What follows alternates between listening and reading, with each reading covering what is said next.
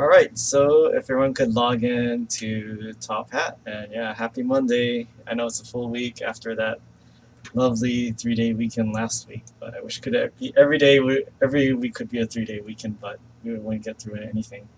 Alright, so let's start off with the Top Hat question. Where are the adrenal glands located? So yeah, these are all abdominal organs, and if you don't know where these are, maybe review chapter 1, or I think there's multiple pictures of this in this chapter. But yeah, where are your adrenal glands? Now the most popular response is superior to the kidneys, and yes, remember that if you're starting off with 1-4-2 instead of 1-4-1, what is superior, inferior, and lateral? Go back to chapter 1. These are very important anatomical directions that kind of give you relative positions. So inferior means below, lateral means to the side, superior means above. So the correct answer is yes, they are above the kidneys. So they're sitting on top of the kidneys. They're not the same thing as the kidneys. They're closely associated, but they're not the same thing. Alright, so let's go back to the star. So guess what I'm going to be talking about today? I am going to be talking about the adrenal glands. So here we have the adrenal glands. So these aren't fat, these are actually glands, and they're sitting right on top of the kidneys. So that's what, you have a pair of kidneys and you have a pair of adrenal glands. Now, what does it look like? So if you kind of cut an adrenal gland in this kind of frontal plane like this, if you're looking at an adrenal gland and just cut it like that and look at a cross section, that's what we see here. And we did cover this in a previous lecture. So superficial toward the surface, deep is deep. I mean, yeah. Actually, to bring that up, in some other anatomy textbooks, you might see instead of deep, it's called profound. And actually, for muscles, a lot of these deep muscles are called profundus. So, but in most modern textbooks now, they just say deep. So you have a capsule, which is connective tissue surrounding each adrenal gland, then the cortex, and then the inner medulla.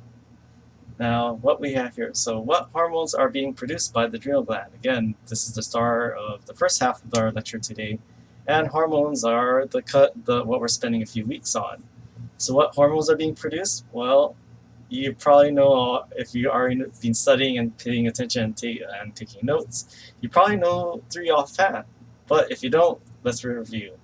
Alright, so then the adrenal medulla, this was a slide from chapter, I believe, 16 last semester, the sympathetic nervous system. So what we have here is the spinal cord. We have the neurons that run from the spinal cord in the autonomic nervous system. We call it the preganglionic that runs from the spinal cord to these structures called ganglia.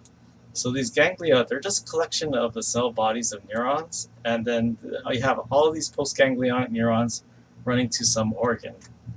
Now the adrenal medulla is different, and this is also something covered last semester. But instead of having a ganglion, what happens is that you have a preganglionic fiber, but it actually bypasses a ganglion altogether. So there's no ganglion in between. So the interesting thing with the adrenal medulla is that it's actually these postganglionic cells. These make up what would be the postganglionic nerves in the adrenal gland. Well, these make up the adrenal medulla. So it's very interesting. So they secrete epinephrine and norepinephrine in response to, they're still activated by the sympathetic nervous system, but instead of going through like a ganglion here, so the preganglionic, the ganglion, the postganglionic, these preganglionic go straight over here. Alright, so then general adaptation syndrome, so we did cover this briefly. So we'd have the adrenal medulla, and hey, does this look familiar? So what we have here, the activation of the sympathetic nervous system, the preganglionic nerve fibers that innervate this medulla, and what does it secrete? Epinephrine and norepinephrine. And all these little parts right here, they're actually cross sections of, it's like if you cut a straw in half and looked at the straw this way, you'd see that's a whole, it would look like a tube, right? Like a little circle. That's what we're seeing here, all these blood vessels. So the adrenal medulla is going to secrete epinephrine and norepinephrine into the blood, where it becomes hormones that can go throughout the body. Alright, so then what we have here is, like, again, so adrenal medulla, this is the innermost. So what we're seeing here is a cross section. We see the capsule on the outside, And now we're actually looking at a microscope and actually looking at real cells. So the innermost region is the adrenal medulla, and it secretes epinephrine and norepinephrine. Target most cells, and again, sympathetic activity. If this is all review, go back to my nervous system slides, especially the ones regarding the autonomic nervous system and the sympathetic nervous system. And the hormonal effects, hey, all these sympathetic activities, increase heart rate, increase blood pressure, breaking down glycogen into glucose, freeing up these nutrient stores. These are things we covered last semester.